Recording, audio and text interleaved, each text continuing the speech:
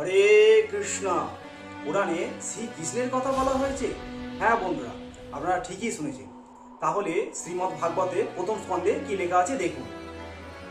শ্রী চৈতন্য মহাপ্রভুর ভৃত্য কৃষ্ণদাস বিপ্র মাঘ মেলার সময় প্রয়াগে স্নান করার জন্য সেখানে তাকে যেতে অনুপ্রাণিত করলেন। সেই আবেদনে শ্রী চৈতন্য মহাপ্রভু সম্মত হয়েছিলেন এবং তারা প্রয়াগের উদ্দেশ্যে যাত্রা করলেন।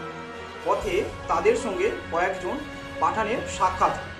তাদের মধ্যে একজন ছিলেন মুসলমান শাস্ত্রে পারদর্শী মৌলনা। তার সঙ্গে এবং তার সহচরের সঙ্গে শ্রী চৈতন্য মহাপ্রভুর কিছু কথোপকথন হয় এবং তিনি মৌলনাটিকে বোঝান যে পুরাণের শ্যামসুন্দর শ্রীকৃষ্ণের এবং ভাগবত ধর্মের বর্ণনা রয়েছে।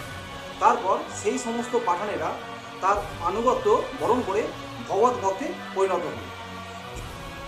এটি পড়ার পর আমার আরও বিস্তারিতভাবে জানার ইচ্ছা হলো। তখন আমি শ্রী চৈতন্য চরণামৃতের মধ্যলীলার দ্বিতীয় খণ্ড পড়লাম। সেখানে কি লেখা আছে শুনুন। মৌলানাটি যখন কোরআনের ভিত্তিতে অদ্বৈত ব্রহ্মবাদ স্থাপন করলেন, তখন তার শাস্ত্র যুক্তির দ্বারা শ্রী চৈতন্য মহাপ্রভু তার মতবাদ খণ্ডন করলেন। তিনি যে যে যুক্তি প্রদর্শন করলেন, শ্রী চৈতন্য মহাপ্রভু একে একে তার সব কয়টি যুক্তি খণ্ডন করলেন।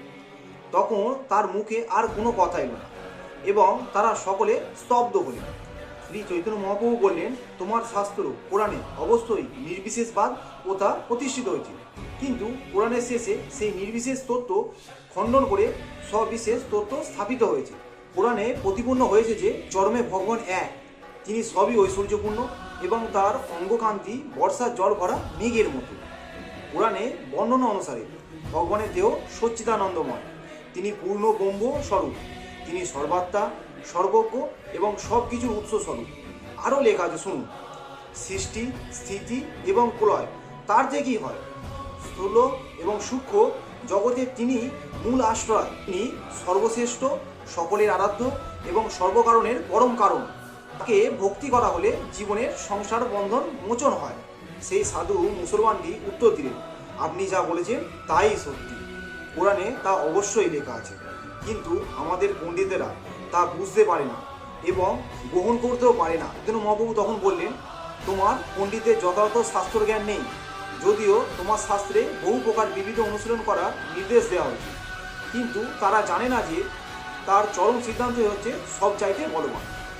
তোমার নিজের শাস্ত্র কোরআনে দেখো এবং সেখানে কি লেখা রয়েছে তার বিচার করি, কি সিদ্ধান্ত নির্ণীত হয়েছে তা আমাকে বলো।